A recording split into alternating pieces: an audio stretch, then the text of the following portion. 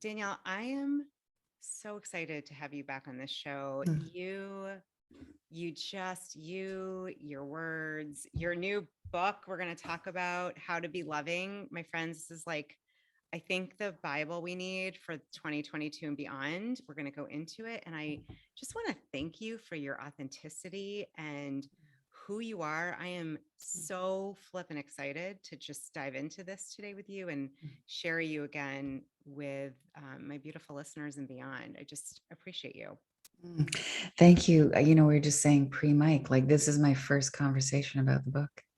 Oh my God, Yeah, virgin so it's super conversation. cool. I'm really glad it's you. Yeah. Oh, I'm so touched. Well, Yeah.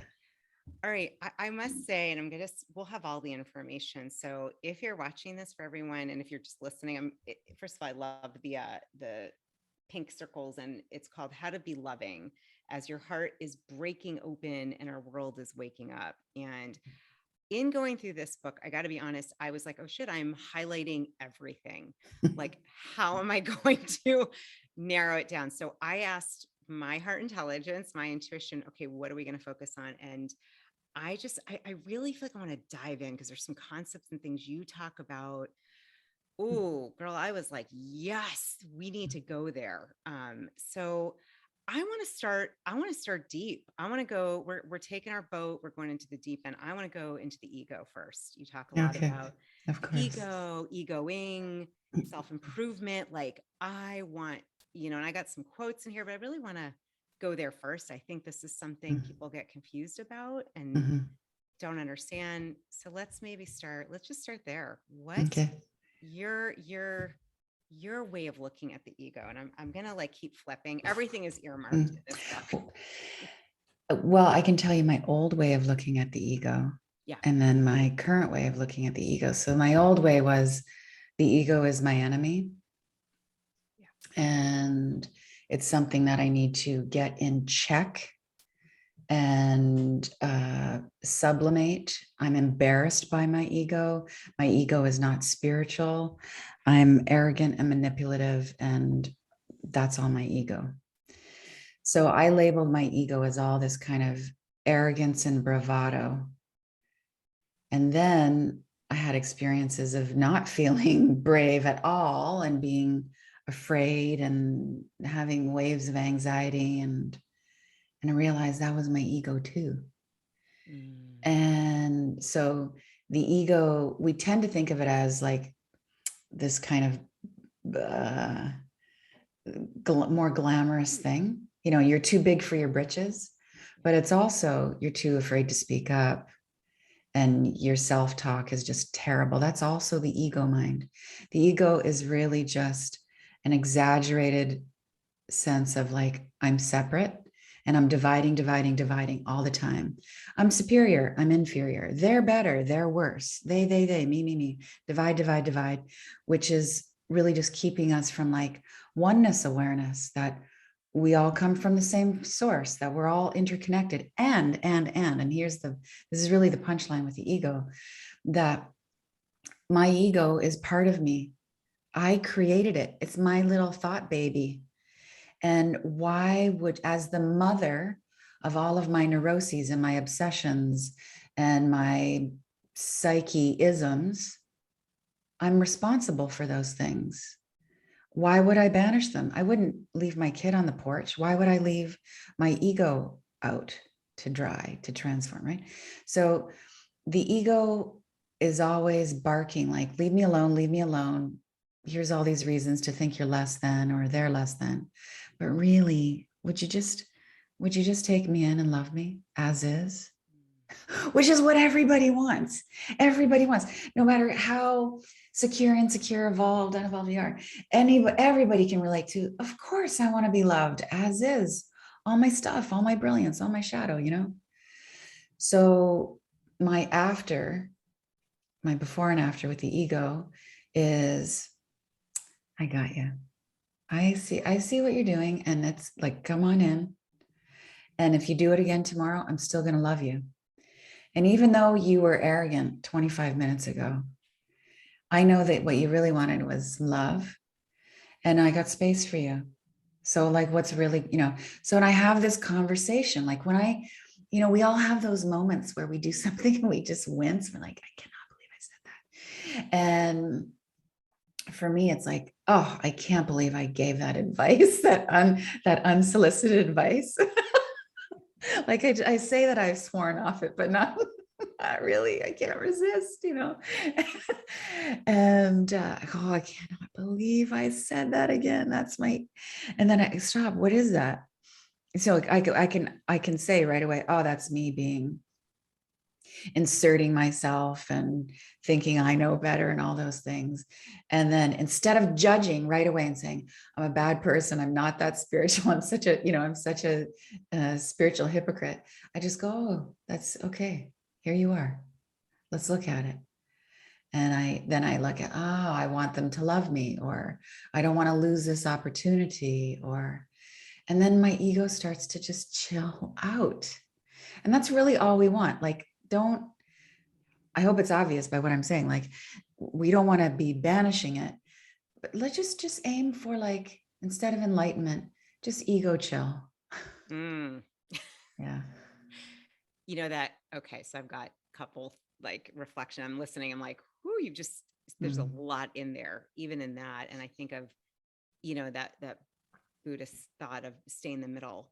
You don't have to get to enlightenment, just stay in that, you know. I love that ego chill, and the overachieving side of myself, which we'll get to, because I know you talk about that as well with personal development and self-improvement. It's like, well, no, it's supposed to be enlightenment. And I can hear it. And it's like, what about just ego chill? Like, what about, you know, the other thing I'm hearing is, to me, under this is almost looking at your ego the way the divine love would look at it, would look at you, and holding it.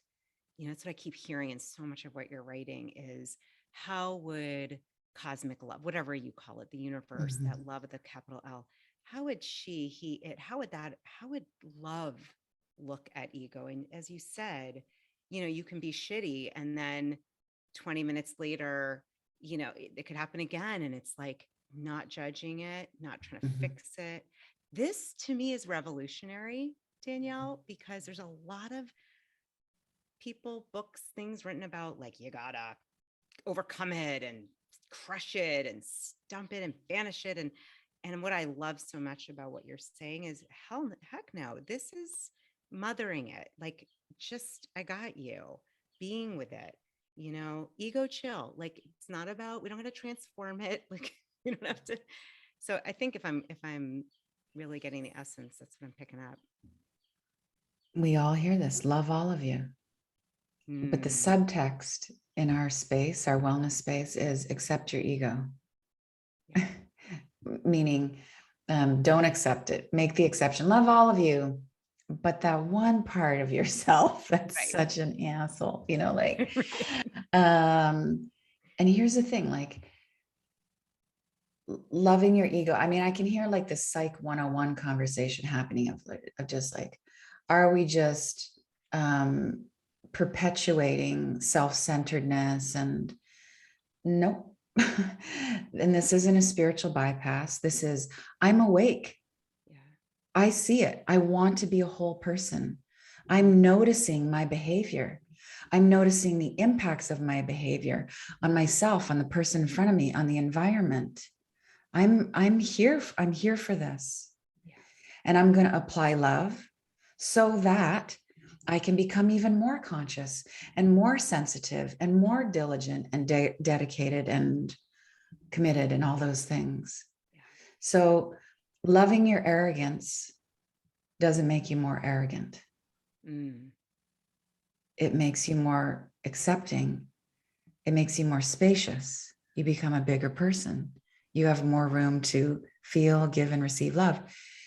Loving, let's go with the meeker ego that often gets mistaken as like, oh, she's just insecure. She's not egocentric. No, that's actually egocentric. The other side of it. The other side of it is, yeah, I am not worthy. I'm not worthy. Yeah. I'm gonna take this crap, or I'm not gonna put myself out for that job, or I'm going to keep eating crappy food so I feel crappy to validate this lie that I'm not worthy of being healthy, radiant, all those things. And So should we love our insecurity? Oh yeah, totally. Love that part of yourself that's just saying, I'm not, I suck. And I come from this kind of family. I'm never going to make it over there. Or I have this history. And it gets so, and I know you will so dig this. Like, this is so tricky in this space of psychology and spirituality, because we have all these new terms, our family of origin and trauma and all these things. And we can look at those with love through the heart center, or we can look at those through the shadow, and we can use those things against ourselves. Yeah. I'm just like, I feel like I'm blissed. I'm like, oh my gosh, just keep talking. Yeah. It's just, I felt like a wash of like, this feels like such truth. And the idea, it's revolutionary. I think two things. One, getting the other side of this ego is that lack of worthiness, that is still, it's the flip side of it. But what you said, And it's all the same. all the same. The meek person, male, female, rich, who doesn't feel worthy of the dream, has got the same energy driving them as the guy who's just the baller and going for everything and going to crush it no matter what. It's the same thing. It's I have to do all this. I have to do all this stuff to keep this story going. Yeah. That's it. The other thing you said, I think I really want to reiterate for everyone listening, is to love this part of you, love your insecurity. It's simple, but it's, what do they say? It's simple, it's not easy. And it's so powerful. And I mean, love it. So love it. So for me, the examples of love Yeah. are abiding and reverence. So like this shitty part of you comes up again and again, and you don't like yourself for it, whether it's overdoing something or underdoing something. And then in comes the criticism. The love is, the abiding is, I will say to myself, Danielle, even if you do that again 25 minutes from now, I'm not leaving. Mm-hmm. You could do this for your whole lifetime. I might be doing this for 10 lifetimes. I'm never leaving you. You'd never leave your child. Creation never leaves us. You just keep doing this. I got enough love. I have enough patience. I have enough resolve. I got enough love for this little behavior of yours. I got so much love. There's that. So that's abiding. The other is radical, which is reverence. Could you actually have reverence for that part of yourself that you hate so much? Meaning, thank you. Because every time you come up, I realize that I'm actually a loving person. Every time you come up, it brings up how I used to feel when I was a kid, and I was always on the outside, and it reminds me that I actually belong. It reminds me how much love I have in my life. Thank you. Thank you for teaching me how brave I am. Thank you for teaching me how much gentleness I have. Reverence. We just totally flip the script. And that's empowerment. That's powerful stuff. Yeah, that's, my brain goes to just how, we're constantly speaking to ourselves, and how this can, this shift, this flip, how does that affect the health of your body, your consciousness, I know for me, I was reading and I related to so much. There was that dark night of the soul. I woke up at literally 3:33 a.m. and was told by my inner voice, you're not okay here. That was in my first marriage. And that was like not an easy thing to feel, see, and love and honor. And just getting, and it ended up, for me, ended up having a health issue that was all around my voice and my throat and thyroid. And I said, oh, this is so connected. And so I think part of what is under this, at least what I felt in just reading through your book, is it's like a prescription pad, not just how to live, but how to care for us on all levels, mind, Mhm. body, mentally, emotionally, spiritually, metaphysically, all of it. Mm. How to be loving. Yeah. How to be loving. Yeah. Which I'm Mm. like, is a great. I actually, before we're kind of like jumping, but I am curious. I meant to like start with how did this book, like, how did you birth this book? How did it, Mm. I've read your other, I actually read White Hot Truth again recently during one of my Cool. walks. And I was like, damn girl, love this. This is so right Mhm. on. I'm like, what else is there to say? And then I'm like, wow, she has more to say that I really resonate with. And why, like, how did this book come to be conceived? Is all about the new question. So, all things desire map were about how do you want to feel? And then I realized over the years that even if I wasn't feeling the way that I wanted to feel, I still felt useful and I still felt close to God, the divine, and I could still be pretty good with friends. I was like, it's still show up and bring some comfort. And I realized, oh, maybe purpose is not about how you feel. And then I went deeper into it.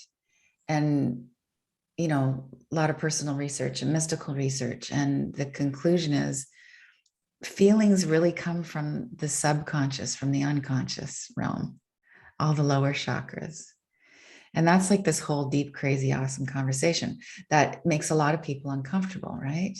When I say everything you feel right now comes from the past. I'm like, what? I'm like, yeah. But then there's awareness, like a state of consciousness, which is like nowness and all that presence. And so a new question emerged, which is, what do I want to embody? So originally, like the real behind the scenes was, I said to my publisher, said to Sounds True, I think it's time for Desire Map 2.0 because I've learned some things. And we've had these facilitators out doing this work in the world, hundreds of them for a couple of years now, and we know a few things. And so it's going to be actually called Desire Map 2.0, worst title ever. And then I was going to call it Heart Centered because I have this Heart Centered now. We evolved all of our Desire Map facilitators into Heart Centered leaders and a new curriculum. And then I was just like, this book is actually about just how to be loving. And then it was just like, oh, it was like, the sunshine. And it was unbelievable to me that howtobeloving.com was still available for $2.99. Nice. And I was like, yeah, this is it. This is it. Yeah. And it's really the learning of like the last 5 years and also working with a really powerful energy healer and just going deep and just like real metaphysical research and just kind of checking off the boxes like that fits with my experience, or let me try this on and see if that experience fits with that mystic. And this is what I figured. And here we are, the world's falling apart. Yeah. And which I'm gutted by and really excited about at the same time. Yeah. Yeah. I just, for those listening, I love coming to, you've not little, but these great master classes from time to time. And you did one recently with Linda on writing your book. And I remember, this is sort of a quick, one of the things I loved hearing, I wrote a book and I'm working on my next one. And I have had a little like 2-year, I've just seen the whole imposter side come up. Like, who am I? It's so funny. That's the name of my book is who do you think you are? And I'm like, shit, that's Yes. exactly like, Right. the universe is like, you're going to work through this until you get it.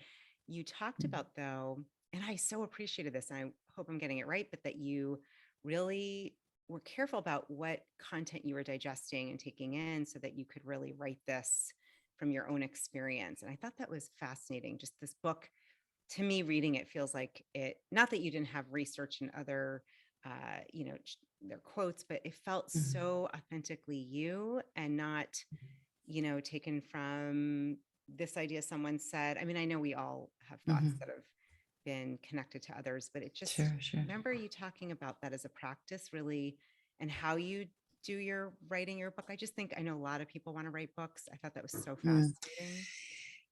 I do this for all of my big projects. Like I just go on this diet. I don't want to be influenced by anybody else's thinking. Yeah. I don't want to say something and someone later say, "Oh, so and so, that's there," and I'd be like, "Well, maybe it is. It's all coming from the morphogenic field because Yeah. that came from me." And and that applies to my spiritual practice now in a way too, because what I was finding was that I was ingesting. There was a period, I go through these waves, right? There was a period in the last couple of years where I just like taking in so much. I'm so hungry for knowledge and esoterica. And it was actually causing me anxiety. And it was really hard to reckon with because I found some gems, man. Like I've had some books that are out of print that leapt off the shelf like a fish out into the boat. And I just like, this is some kind of cosmic destiny. And it'd be like, okay, this has got my nervous system so jacked Mm. because I think I'm not facing the right direction when I meditate. And I know enough now for this phase. And I just want my own experience. Yeah. I just want my own experience. It's so got to feel true for me, or it doesn't, or I'm ineffective. Mm. I feel ineffective. Yeah. I think this is one of the things I really love about you and appreciate about you, Danielle. Mm. And I'm saying this for others that, because it's easy to get on the, read this and get tugged around. And what Mm. I got is you stay in your own energy and your own experience, and you're sharing purely from there, and you can feel it. And that's this book. I mean, you know, And you can't also, and I talk about this in How to Be Loving about identities yeah. and programming. And I realize that so many things that I've identified with. So, I'm 6 planets in Virgo and a Gemini sun, and I'm an introvert and I'm an INFJ and I'm this on Strengths Finders. And now there's all these other things. People are always asking me, have you done this? Have you done that? I'm just like, I'm trying to not identify as being a Gemini with 6 planets in Virgo. I'm trying to be a being, not a label. So I'm not taking any more personality tests. I also realize that there are some personality. We used to do 6 personality tests for hiring people, Yeah. and it's doesn't matter. Right. Sometimes it's useful to help you figure out how to manage, like, oh, okay, she needs a certain kind of direction or whatever. But fewer crutches, more gliding, just on like my intuition and Yeah. yeah. Mm. I'm laughing. I'm like, INFJ, I could just go into that for a minute. And I didn't know you had 3 Virgos in Gemini. Like, oh, that's great. It's so great. I used to teach Myers-Briggs. I actually don't. I'm like, Mm, nope, just mm, everyone has different variations of it all. And yeah. So I mhm, love I love that, staying really in that space. Well, this actually to me, I think goes into what I wanted to also look at with you is this. mm, You talk about self-improvement, the ego mm, showing up in self-improvement. And I have a feeling I was like, oh yeah, I can see myself big time here. I mean, frankly, it comes up as addiction sometimes for me. I've mm, seen where it's like I can't get enough of these books and readings and teachings because it just there's enlightenment, there's opening, there's greater consciousness. I'll get to be more connected to the mm, divine. And it's mhm, becomes, and anyhow, I'm looking, you talk about um, the ego's favorite hiding place is, and I love you say this, are you ready? In personal development workshops. Self-helpers and spiritual seekers really know how to strive, and striving is classic egoing, which is one of the words you use and created. Amen to that. And can we talk about that for a minute? I was like, dive in here. Big one. Well, I want to give credit to Adyashanti. So he's one of my favorite spiritual teachers right now. And he used the word egoing, and I use the word egoing. And I don't know if it was one of those collisions. So I just want to honor his work too. This is my life. This is my life, right? Like, I'm going to be more evolved. Mm-hmm. Now, obviously, you could hear that as I'm going to be more evolved than you and you and you and you. And then I'm going to capitalize that and all those things that we do when we think we're going to be better than everybody else. And definitely there was part of that for me, but it was more insidious and damaging and subtle, which was, I'm going to be better.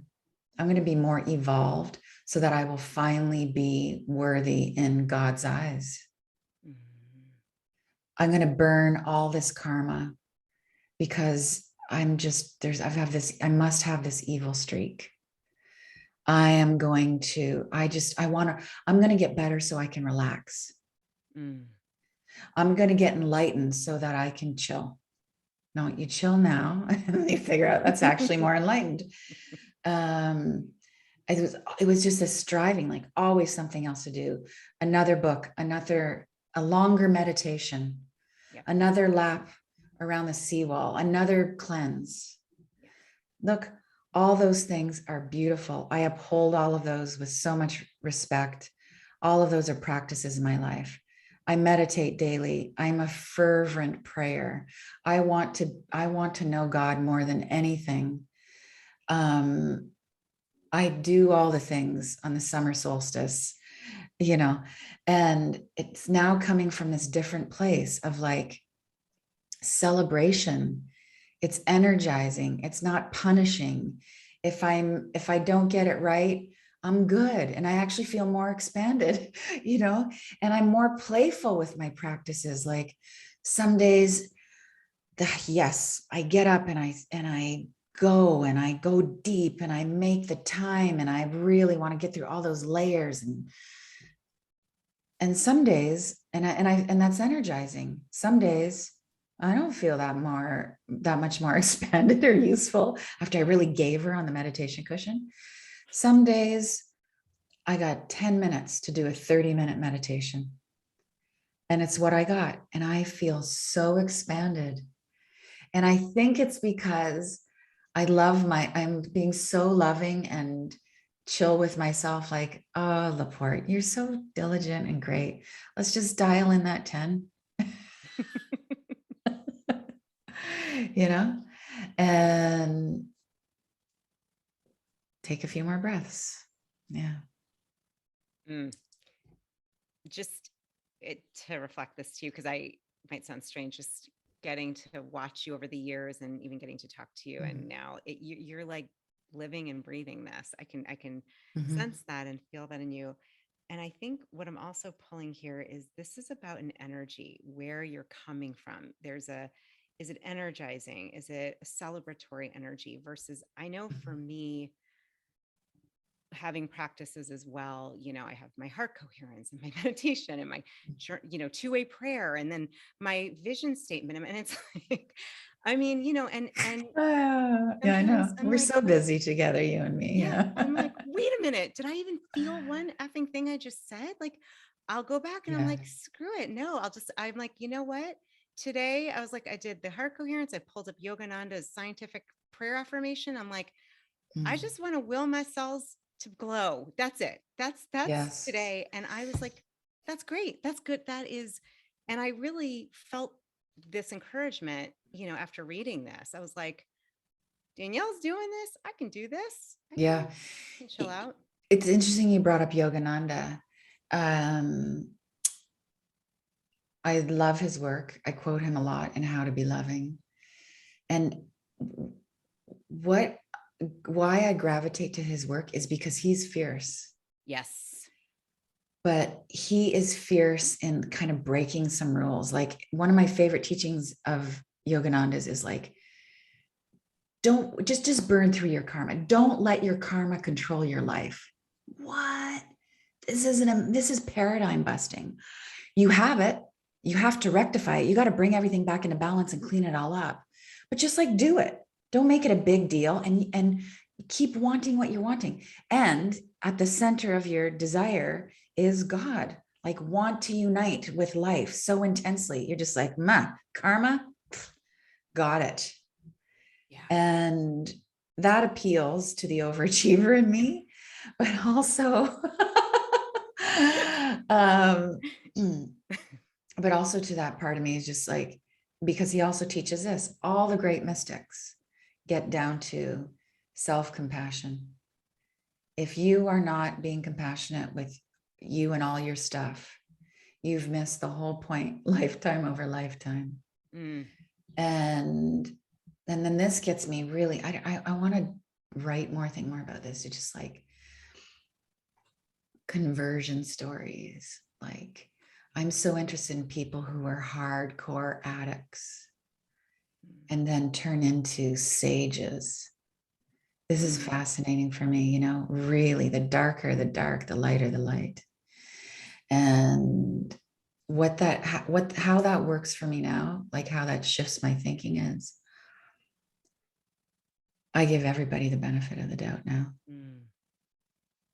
I mean, we've both been around long enough. We know people who converted, who woke up, who got it together, who became more gentle, who beat the whatever. And there's a before and after in their lives. Yeah. So now when someone's in the before, I just think, you would be a saint on the other side of this. You're a real, dick now. Right.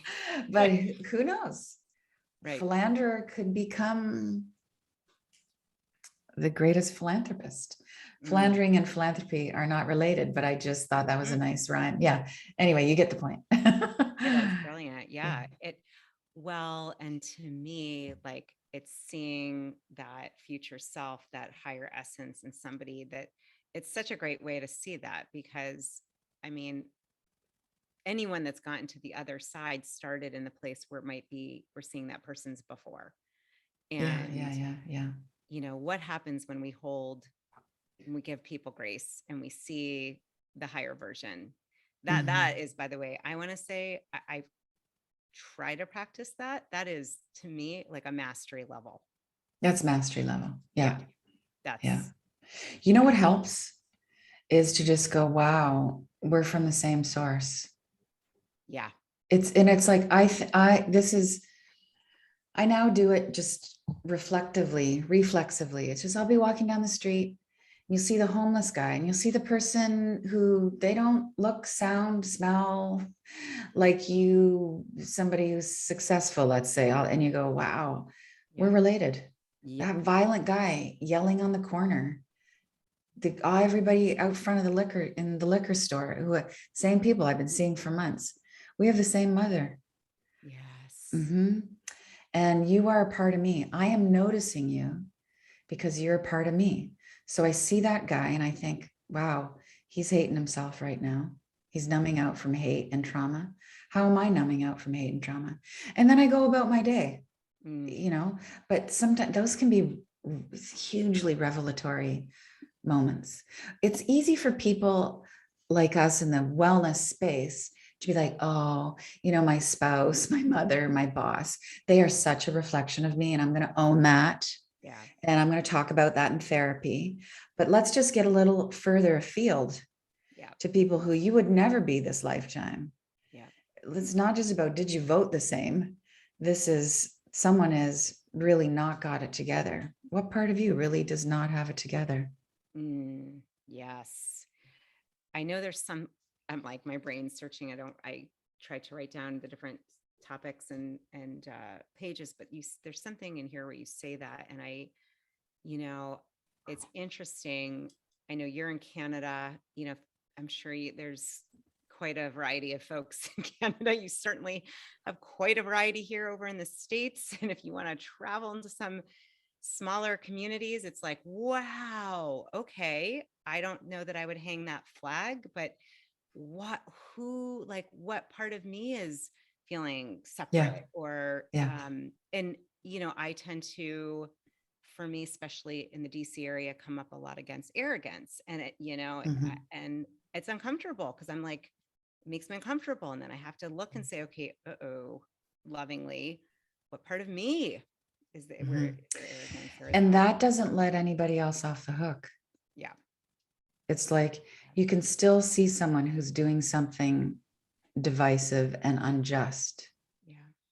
Okay, just let's pause for a moment. What part of me, how am I being divisive and unjust in my life right now? Okay, check, got it. Maybe it's just like a little kernel of something. Yeah. And all you need is a kernel for, this little signal to spirit, like, okay, I've just signaled, I need some love provisions here. Come on down. So that you can meet the unjust, divisive person with some love, because that's the only thing that's going to move things forward. Yes. It's the only thing.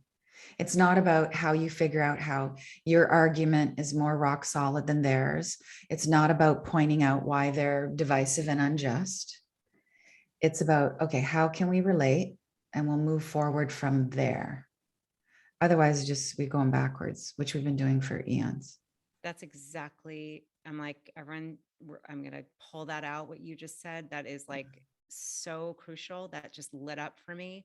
And I think it's in the book where you say later, you talk about everything in the external world is really something to be healed on the inside first. Mhm. So when you see, somebody who's obviously challenged mentally or drinking, whatever's going on, Mhm.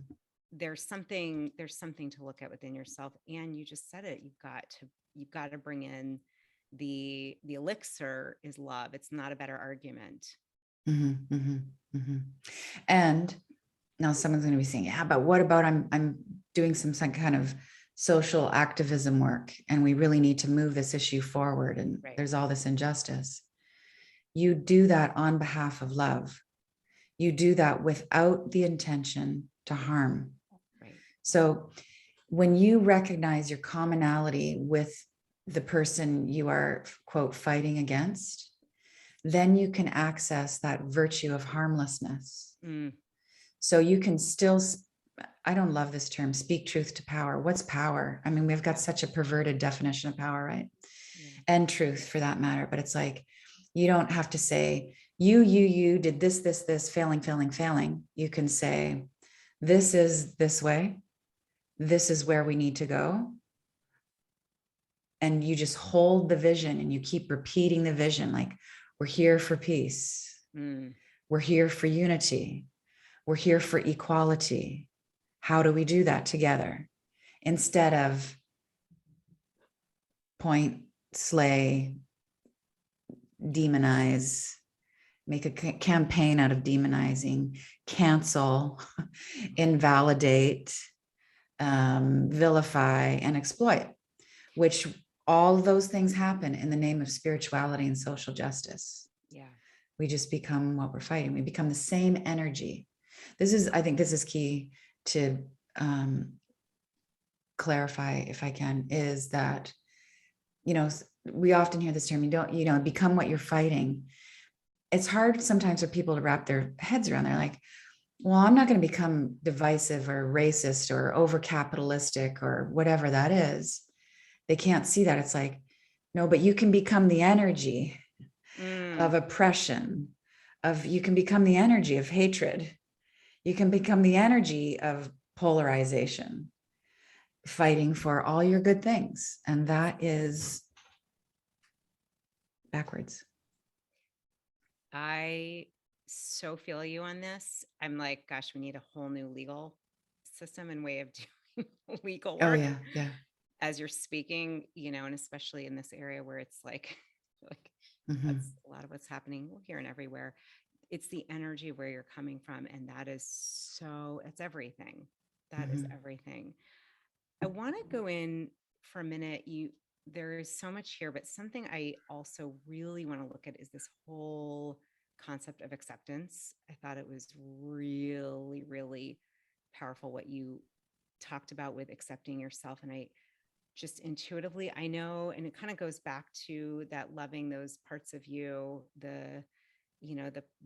the insecurity, the parts of you may have put in the basement, as you spoke about, and just to talk about because it's, it starts, if we take it, it starts with ourselves. This can be a really hard one, is to accept yourself fully, to really, and accepting of others. This is the hardest. That's why I was like, well, let's go there. I think it can be easier to forgive and accept other people than it can be to forgive and accept yourself for all those things you don't like about yourself. In fact, not only do you not like them, you hate them, you loathe them, you wish they never existed. You will do anything to get rid of them. Yeah. Whether it's hating, your extra pounds, or hating how you handled that relationship 10 years ago or 10 weeks ago, or it's there's just this long list of ways we tell ourselves that we're not measuring up. And on the path to wanting to be more whole and more loving and more miraculous, and everybody listening wants to make the world a better place. Totally. We're all love bugs, but then we think anything that's not loving about us, anything that's not holy about us, it's not lovable. It's not finished yet. We haven't gotten there yet. And that is the most damaging way to walk the path, because it's love that changes everything. I open the book. I want to get this right. I open How to Be Loving with a quote from Ephesians. And it's everything exposed by the light becomes visible. And everything that is illuminated becomes light. You put light on it and it becomes light. You see the beauty in the ugly thing, the redeemable quality in someone you thought was unredeemable. And the transformation happens. And then they get to be what they really are, because the real thing is the beauty. That's truth with a capital T. The ugliness is just shadow. It's just illusion. It's just, it's like, if we could go in the direction of shadow and light, it's like, you are light. All light creates shadow. Yeah. You're the light source, but the shadow isn't real. It's just trying to get back to the light, so, always be seeing the beauty, always look for the light, and then you evolve things. Yeah. It reminds me a little bit when I asked you about why you wrote this book, and you said it, new questions. It's not about necessarily how you want to feel, it's what you want to embody. I think that's what you said. Yeah.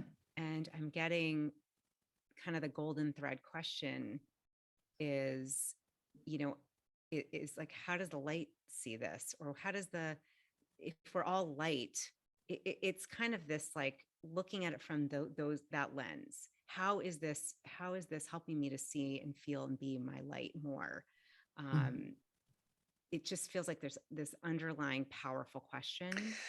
Well, that's it, Julie. Like the book is about, the book as a thing and loving as a way of being is about identifying with your truth, not with your illusion. It's about identifying, like, I identify as a divine energy being. I identify as connected to the whole. I identify as love. I identify as my heart, rather than I identify as separate, alone in a hostile universe. I identify as all of my labels, from Virgo to CEO to trucker, whatever it is, So the process of waking up is about waking up to the truth, so that your identity is actually accurate. Yeah. An inaccurate identity is all about, I'm separate and I have to work to become whole. No, you is whole. Yeah. You started that way.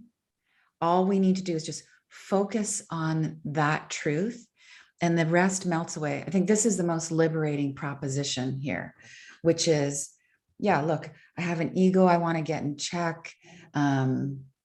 I want to be better at my communication skills. I want to be a better husband, wife, partner. I need to, and I do want to meditate, and I do want to eat clean, and I want to donate some money to clean up the planet. All those things. Please do those things. Those are acts of love. But it has to, it's those, all those acts have to come from, I'm actually really perfect with so much room for improvement. If I focus on the truth, just focus on the truth, you're generating more light, more compassion, more understanding, more flexibility. And so all those crunchy things at the edge of your personality start to chill. They start to soften. You get less sick. You get, say less ridiculous things. You don't fight as much. You mess up way less. Yeah. Yeah. This is for many people that were brought into the world thinking they're not whole, or they're, faulty, or whatever it is. Like, to me, I actually felt that in my body when you said that. I'm like, that feels true. And that is like the best premise to go by, is you're already, you were born whole. You actually are that. It actually, for the overachievers of us, it's like, what do you achieve? What are you overachieving for? Like, it's, this even works in terms of biology, physically. It's like, if we focus on your immune system, all those other little things that are bothering you are going to get the nourishment that they need. Like, yeah, sometimes you need to go directly into the wound or the illness, but mostly it's about reinforcing the bigger system, the things that work. Yeah. I mean, one of the most powerful questions I ever got asked in all the years and all the people I've done therapy with is, my favorite guy turned out to be Michael, my Jewish Buddhist psychotherapist. He's just said, we just sat down. I was going for marriage counseling at the time. And he was like, so what's working? And I was just like, I'm paying this guy all this money, and that was it. I mean, it helped us get to what wasn't working, but yeah. Great. Oh yeah. It's great. I have to say, when you ask that, I think it's hard for people sometimes to like, what do you mean what's working? I'm so used to like, don't you? That's so powerful. The ego mind doesn't want you to focus on what's working. Yeah. Even this spiritual ego mind even doesn't want you to focus on what's working. Again, to like be in this space. No. Focus on how you didn't do your practice. Focus on how your family of origin shit is in this mix. Focus on your shadow. Yeah. And all of those things too, but don't over-identify with it. It's not the center of your practice. I'm just laughing. I'm remarried. My partner, he is very chill, naturally, earth energy, like, and sometimes it pisses me off. I'm like, you're not like putting enough energy into actualizing your, like, I don't say that, but I'll be like, here's this book.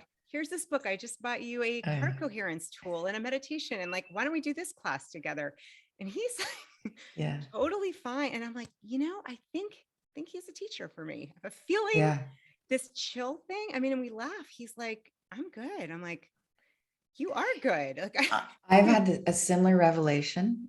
I'm now like super deeply in love and committed, and we have different backgrounds, different practices and stuff.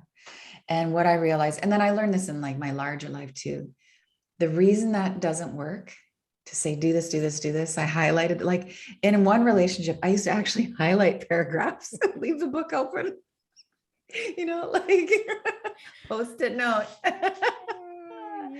And the reason it doesn't work is it's like cycling together. You're on bicycles and you're giving your partner training wheels. Yeah. And then when it's time to go, they're not actually going to know how to ride uphill. So just let them figure it out on their own in their own way. And they're going to probably surpass you, Oh, which yeah. I've experienced with my guy. I'm just like, yeah, but I've done all this. And he's like, doesn't say anything. Yeah. There's like this pause. And I'm just like, oh my gosh, you are being totally compassionate and acceptance right now of my arrogance. Right. You love me, even though I'm trying to change you. Yeah. And I'm Yeah. just like, oh, point taken. Yeah. Yes. These Yeah. are special ones. I relate, and there's no pulling the rope. It doesn't have to be right. I'm like, geez, Yeah. I have a ways to go. And yeah, I totally hear you. I think the others listening, this overachieving, this like, I've got to do this. I've got to, it's just learning the middle, chill. That is. And aren't you enough to take care of? Like, I have so much of my own stuff to like clean up and nurture and celebrate and honor. Like I'm a project. I don't need another project. No. We're all just little, 7 billion little projects. I'm going to look after me. And then the divine irony is like, then we're just so much more loving.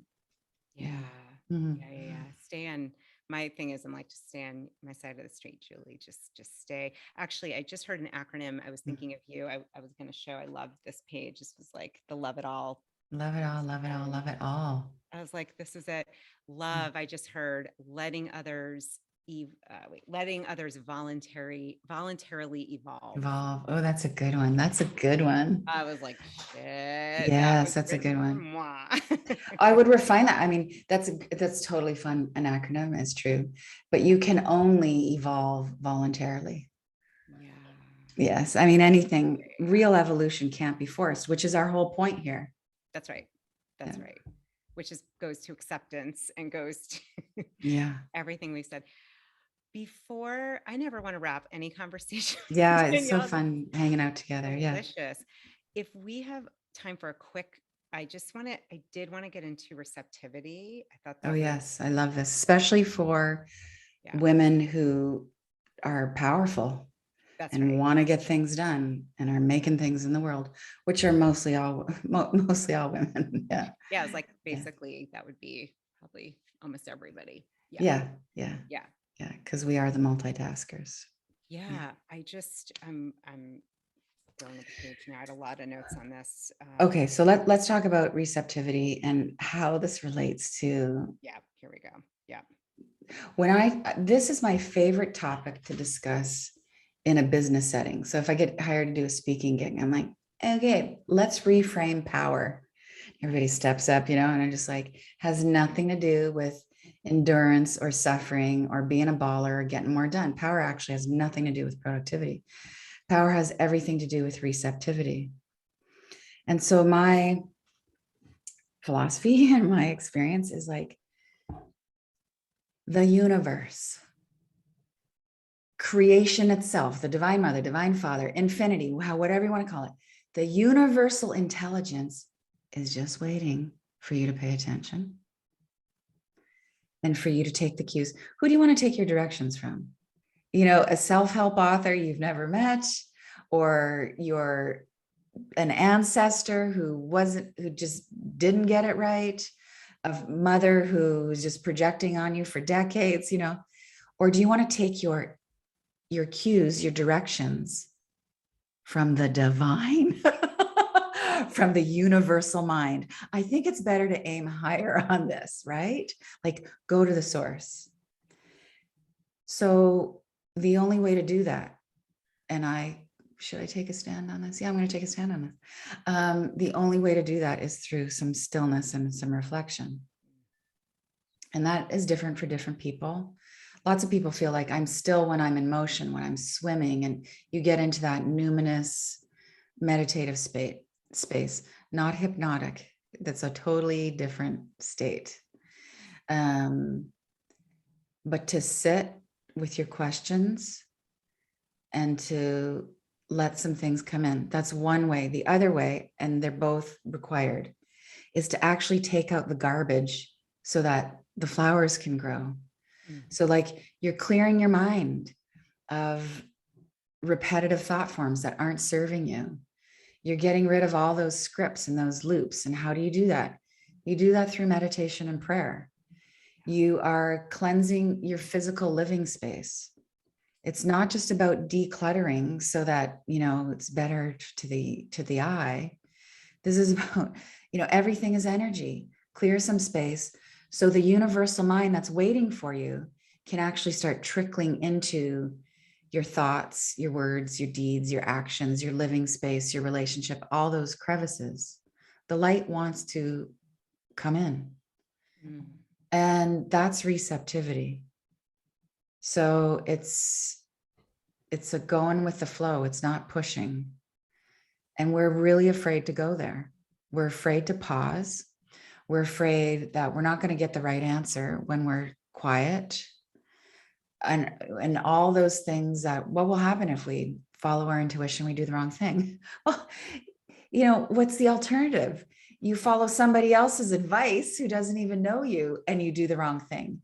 Wouldn't it be so much better just work your own muscle and be your own God, be your own guru, be your own motivational speaker, be your own self-help author, I might add, after you get How to Be Loving. And yeah, I'm at a phase now where I'm really getting off on not listening to anybody else. And it's been terrifying getting here. Mm. Really terrifying. Yeah. I just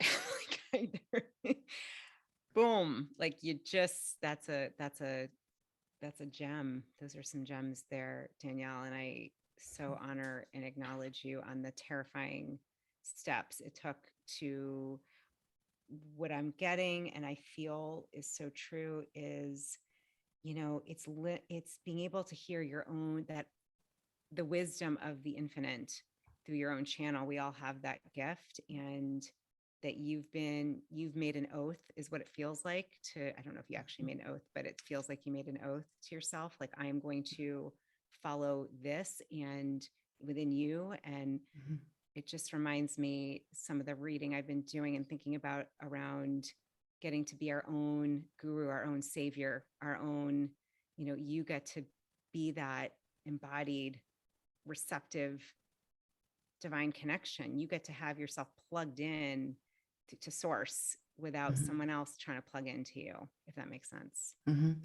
And well, there's a couple ways to go there, which is that whole someone else plug into you part. Let's get really metaphysical with this if we can. Yeah. So it's not like, you know, if you're not listening to your heart and you're not aligned with your soul, some narcissist is going to plug in and drain your energy. That's not what I'm talking about. What I'm talking about with that plug-in that you're describing is you're going to have some other energies that do not have your best interest at heart. Just clusters, literal clusters of heaviness that form in the ether, you could say, Okay. that are just looking for those cracks and crevices in people's thinking to enter. It's like, oh, there's someone who wants division. I'm going to go feed that. There's someone who thinks they're unworthy, you know, and that energy just, everything is energy. Your thoughts are magnetic. What's it attracting? It's not just attracting your reality, it's attracting other energy clusters in. And we don't want that. We want to be aligning with luminosity and wisdom. And that's how, you know, I know you're really into the heart math practices. It's like cohesion happens through alignment with like vibration, right? So yeah. You know, it's really interesting. I'm like, oh gosh, I'm going to pause myself because I'm like, a week ago, I'm like, maybe you do a round 3 with me. I don't know. I want to talk Mm-hmm. metaphysics now and these. But what I'm hearing is the importance of, I almost want to call it like a light hygiene, like just, Yes. Oh, that's great. yeah, I can use that Yeah. light hygiene, because I get it. I feel what you're saying, and for not to be fearful of it, but our thoughts are magnetic and are vibratory. And it's a brilliant way of saying it. If I'm struggling with worthiness, then there are thought forms, energies that just keeping in that space. It's like you brush your teeth, you brush the plaque off, you Yeah. start to feel Yeah. something. And I think a lot of people listening, I know I definitely identify as an empath. I think a lot of people listening, empath sensitive, when you start to feel that, sometimes it's felt to me like, I don't think this is even mine. And so that light hygiene, like coming back to what you said, align with luminosity. And once you do that, This is a great layer. I don't think this is even mine. So eventually, many of us will get to that place where we have that wondering, let's say, like, this doesn't, yeah. I'm feeling this, but I don't feel like this came from my house. This isn't from my psyche. I think what's going on there is, we're all part of this hive, this collective consciousness and collective unconsciousness. We're all part of this universal light and the darkness. And when we're feeling things that we becomes distinctly aware that aren't ours, we're kind of doing a favor to the collective. So it's like we let it run through us. We go, oh, that little moment of anxiety, it just kind of came into my house and it left. I was its host for a minute, but I'm tapping into like the bigger shadow here. And then you become more conscious about like what you're going to do with what you find when you tap into the collective shadow. And you get to say, because your job as an individual is to create conditions of healing for yourself, is to say, okay, I don't need to be dipping my ladle into this toxic well all the time. I'm going to focus on this, because if you want to do the light work, if you want to be a healer, if you just want to be a more loving person, you're going to feel the heaviness. It's like we cry for our children. Our heart breaks for the people that we love. Our heart breaks for people in other countries we've never met. That heartbreak is a way of being of service. You feeling that moment of grief is a way of lightening that moment of grief energetically for someone in a war-torn country. You're feeling their pain with them. You're carrying the load. And that is love, and that is service. The opposite is to be a psychopath, really, to not feel on for anybody else. And yeah. It's like bringing tears to my eyes hearing you say that. I just, to me, it comes back to what you said earlier, the reminder, whoever you're seeing, especially someone who may not even be in a similar life form, type of lifestyle, that we're all part of this cosmic family. And so that's family in a way. That's how it feels sometimes. Yeah. And that's actually, I love that you said that. Actually, I hadn't thought of it this way, that heartbreak is a way of being of service, which I'm just brought tears to my eyes. Like, that's powerful. I went through a period where I was really aware of suicidal energy in the space, in my neighborhood, in the world. And when you feel that and you're just like, what's going on? I don't want to commit suicide.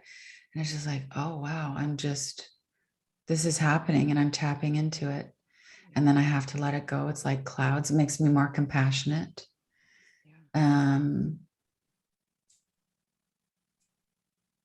We're all plugged in. Just some of us need to have our channels cleaned. Others are a little more like energetically constipated, Little roto rooter. Yeah, the cosmic roto rooter. Yeah. Well, I literally could keep going. I'm gonna ask you the last question I usually end with is Mm, actually, I call it a heart flare, which is so perfect mhm. for this. We're going to ask your heart.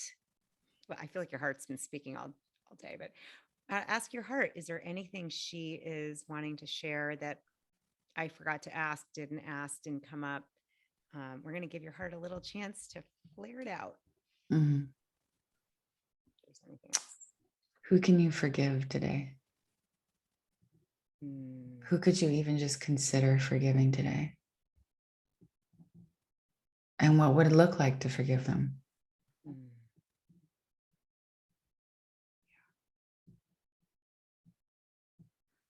That's really good. That's really powerful. I almost, if it's okay to add to your heart flare, my heart's Mm. like the other questioner that came in for me, because I thought of 5 people immediately. I'm like, okay. Oh, 5 years. So you just overachieve. I know. I'm like, I got 5. I've worked, if you know anything about the 12 steps, there's a Oh, whole yeah. step around. I'm in the 4th, and I'm like, oh, I got Mm. 52. But anyhow, 5 that showed that I'm like, yep. Is the other thing is, how would it feel to forgive them came up, because for me, just hearing that, I'm like, Yeah. I just could feel, gosh, that would feel like peaceful, Mhm. loving, which is all of what you're talking about, is changing your energy. It's a high. There is a euphoria from forgiving, and you don't know it until you do it. Mm, It's so, my experience is it's so empowering. It's like it's over. It's okay. You're forgiven. mm, Let's move on. Oh, mm, it's ecstasy. mm. Yeah. I literally cannot thank you enough. I'm so honored that we're this is going to be First. the first. Yay. Yeah. Oh my Yeah. gosh. Yeah. First. I'm so grateful for this conversation on this really powerful day. And yeah, you're so great to hang out with. Thank you. Yeah. Thank you. Well, Yeah. my heart, I'll just, we're still going, but I'm like, what the heck? I was practicing, this heart coherence where you breathe heart energy out of your heart and you receive it. I was thinking, Mm, as you were talking about receiving, I'm like, I'm going to send this love to Danielle. I'm going to feel it mm, back. I'm going to send it to the listeners, feel it mm, back. And it just felt like a beautiful wave. And I'm like, that's this book to me, in terms of heart coherence and having that wave of connection, of mm. being in that space of really tuned into your heart energy and the divine. I mean, I'll show it because it's not backwards. Do you know the gift? There's lots of gifts in this conversation, but I'll tell you, you said to me, it feels like an oath you've taken, feels like an oath I've taken. And my name, so Danielle is the definition of Danielle is God is my oath, or Mm, God is my judge. So it reminded me of that. I was like, oh yeah, that's the root of my name. But mm, then to take that out even further, it gives me some relaxation. It's like, I vowed to do this. Like I vowed to seek and to learn to love, and it helps me just chill. It's like, I made this promise. I've been doing it my whole life, messing it up, getting it right. I'm here for it. Yeah. yes. Thank you. Yes. Oh, I'm so glad. That's awesome. And we come Yeah. back to just chilling the F out. Just chilling. Yeah. Exactly. Oh, I thank you. Thank you from the Thank bottom you. of my Thank you. heart. Thanks.